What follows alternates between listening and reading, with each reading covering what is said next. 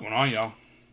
Another episode of Lightning Latest. Let's dive into it. We got a pretty busy one. We're going to be previewing Rangers Lightning going on tonight. They're going to get 3 wins in a row, which would be fantastic, as we all know. Also, going to talk about the third line, but hopefully what the actual full-time pairing will be once we get past some of these injuries that popped up in the past couple of days. We'll talk about that here shortly. The Atlantic, our division opponents, we really haven't seen too many of them so far this year. We've only seen a couple of them once, so it would be cool to see them more. We're going to be seeing them more a lot in the next few months, so we'll talk about that. And then, of course, we're going to cap it off with a what if, focused on a Rangers player that y'all already kind of know. So, let's go and hop into this. Rangers Bolts. Bolts, which are the first matchup of the season against the Rangers. Rangers are 2 straight plus 7 out of their last 8. So we're playing pretty good right now. Rangers have alternated wins and losses in their last 4 games following a 3-game winning streak.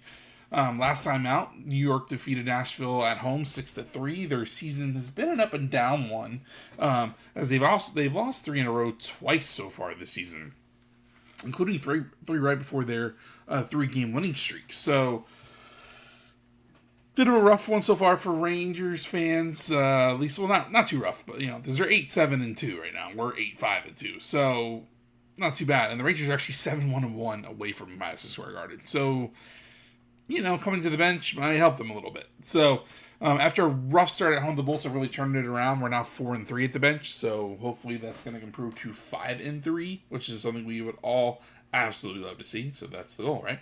An elite goalie showdown could be the offering, right? Then Rangers could be starting Schurston, and we could be starting Vasi. So, if we get that could be a really fun goalie matchup, and it's one I'm looking forward to peeping, especially tomorrow night. So we'll see how that progresses, because that's going to be a fun one to watch. Rangers top defenseman Adam Fox leads the team with 13 points. He has 3 goals and 10 assists. Wingers Artemi Panarin, who we talked about last night, and he has 5 goals, 7 assists for 12 points. And Alexis Lafreniere has 11 points, 3 goals, 8 assists. So they're not too far behind Fox. A win at home against the Rangers would be the Bolts' 3rd straight, which is something we'd love to see. Tampa Bay doesn't leave the state of Florida until the 11/22 road trip to Washington in a couple weeks. We're going to play a few games at home, and then we're going down to Sunrise to take on the Panthers in our first matchup with them in the regular season. So, 2 more home games at the end of the month will happen as well. So, pretty easy going home schedule for the next few weeks for us. So, we are dealing with a number of injuries, though, after the win on Saturday, particularly on offense. Nick Paul is coming back soon. He's day-to-day. Well, not quite day-to-day. He's almost there, according to the Coop. There are a few players out as well. McDonough is going to be out for a few games, according to the Coop. Dominic James is also not quite day-to-day.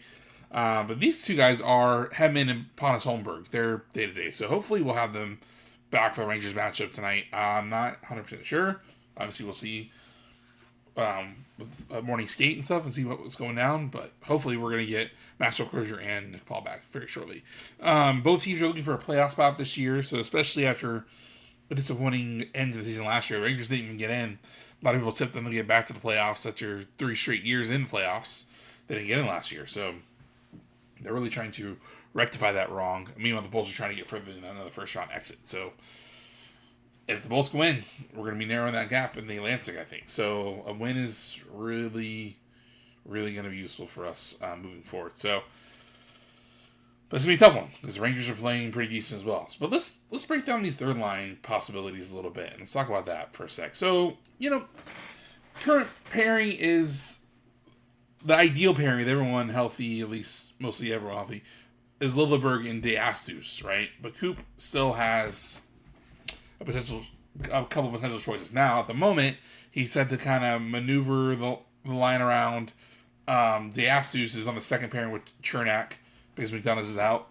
And then Lilleberg's with Radish on the third line. Now, that does worry me because, across the board, it's shown Lilleberg and Radish are just not a good combination.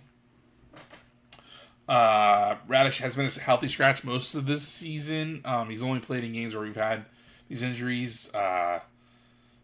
And luckily, though, Crozier is coming back. He was on the top line, actually, with J.J. Moser. with Hetty dealing with whatever he's dealing with. So we could see Maxwell Crozier pretty soon, like pretty darn soon. Yeah, but Madonna being out for a few games is rough, at least. I'm interested to see how DeAstris is going to play alongside Chernak. That's the one that intrigues me. Because if he can play well alongside Chernak, then that opens up some other possibilities. So, if the Bolts need reinforcements, it sounds like they're probably going to call somebody up. I feel like it's going to be Declan Carlisle if they do. It could be Maxim Groshev as well. But I think Declan Carlisle is the next name up. And I wouldn't be surprised to see him up with the Bolts soon. In fact, we could be talking about it on tomorrow's episode, so who knows. Groshev's also another interesting option, though. Especially also if Lilleberg and Radish struggle, I'm really not too excited about a lot of Darren Radish minutes, but as injuries do. Losing Hammond and Hamidana would really sting. So let's see if we can get Hetty back, and then we don't have to deal with we don't have to deal with Darren Radish out there. So, but let's discuss. We really haven't seen a lot of our division opponents this year so far. And it's kind of wild. I've only seen a couple of them, but looking pretty good. Montreal's in first. They're 10-3-2, 22 points. 6-2-2 in their last 10 games. Before last night. Sorry, they lost their first OT games of the season back-to-back to the Flyers and Devils. They did lose to the Kings 5-1 at home on Veterans Day, and then they're going to play the Stars next. So, Boston, they're in second, 10-7 with 20 points. Actually, now, sorry, they're at 23, so they could be in first. They've won 7 in a row. They beat the Maple Leafs for the second straight game, winning 5-3 at home. They do have a trip to Ottawa coming up, so divisional clash coming up, and Ottawa will host Boston. They did lose to the Stars 3-2 last night. But before that, they were 6-1-3 in their last 10, including 2 straight wins over the Mammoth and Flyers. So, and they beat us. They beat us on this opening night. We won't play them again until March, which is absolutely wild to me. But I don't make the NHL schedule, so. Also, we're not playing Boston until the Stadium Series matchup at Ray J on February 1st. So it's kind of weird too. We'll see Montreal soon though. Detroit, we're going to see again soon too. We're tied for 4th with them. They are going to play at Anaheim next on the 13th. They're 4-6-0 in their last 10. But they've lost 3 in a row to the Blackhawks, Rangers, and Golden Knights. So hopefully the Ducks don't make it 4 in a row. The Ducks are playing great hockey this year, though. They played pretty decently against the Avalanche tonight, but the Avalanche clearly had the upper hand that game. So, Florida, the Panthers, 5-4-1 in their last 10, alternating wins and losses over the last 9 games. Next up, at the Capitals on the 13th. I hope it's another loss. They're 17 points. Toronto's also tied with them at 17 points. They lost 5-3 tonight. They're losing 3 in a row. Before that, they were 5-5-0 in their last 10. They lost to the Hurricanes and Bruins, and then they lost to the Bruins again. They're going to host the Kings next on the 13th. So, Maple Leafs not doing too well either, which is not the end of the world per se. Buffalo, they're in last place. They're 5-6-4 with 14 points. 3-3-4 in their last 10, including 3 straight 4-3 overtime losses to the Bruins, Blue Jackets, and Maple Leafs. So, at least they got a couple points for division rivals. Next up, at the Mammoth on the 12th. So, the Bolts have rebounded nicely from that rough start, but there's still a lot to do.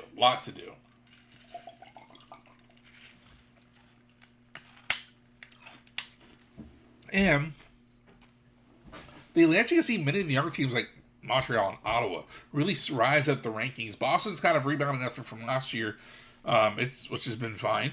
The Red Wings are also coming up too, and they're playing great hockey. They have a lot of veteran leadership like Patrick Kane and other guys like that helping kind of push this young core forward. They beat us last month in Detroit. So we're not going to play Buffalo, Ottawa, and Boston until after the new year. But we've already beat the Bruins. We did lose to the Senators, but it's past us now. 3 matchups against the Panthers before the end of this calendar year will show just how far the Bolts are compared to their Southern rivals. Remember, Panthers have won 2 in a row, just like the Bolts did a few years ago. Really trying to stop them from three-peating if we can. So, don't be surprised to see some more chippiness, some more fireworks go on as well, because, this wasn't cool. Wasn't cool at all. But we're going to finish this off with a nice, smooth what if. And that's Artemi Panarin. Artemi Panarin. He's a 34-year-old that's slated to be a UFA next summer. So we mentioned him yesterday. We're going to break him down right now. 2 seasons apiece with Chicago and Columbus to start his career. He's been with the Rangers for the last 7 years. He's in the final year of his 7-year contract with them. Been pretty healthy throughout his career, playing 75-plus games in 8 of his 10 full seasons of the league, including an 82-game slate 3 times. 80 games last year, scored 89 points, 37 goals and 52 assists, 19 minutes, 40 seconds average time on ice. The negative 9 plus minus was a bit, disappointing, but he's getting older and he's a pretty good offensive threat, but just can't quite get back sometimes on defense like he usually used to be able to. So, but we'll see. Him being in our lineup, that could easily change. 17 games so far this year, 12 points, 5 goals and 7 assists with a negative 3 plus minus and 20-51 time on ice. So, not too bad at all. He's really a workhorse. He's averaged over 18 minutes per game in every single season of his career so far. In fact, he's averaged over 19 in every season except his rookie season, which he had around 18 and a half. So, playing on the second line with like Gunsel and Cirelli or Hagel and Cirelli, that'd be pretty fun. I think that'd be pretty fun. Honestly, even if we played him on the first line with Cooch and Point, that might be fun too. So he is making $11.6 million a year. So the question is this: with his new deal coming up, how big of a pay cut will he take, if any? With the cap rising, it is theoretically possible that some team can pick him up and sign him for even more money than he's making right now, and it might be worth it. But would one team like that be the Bolts? I don't know.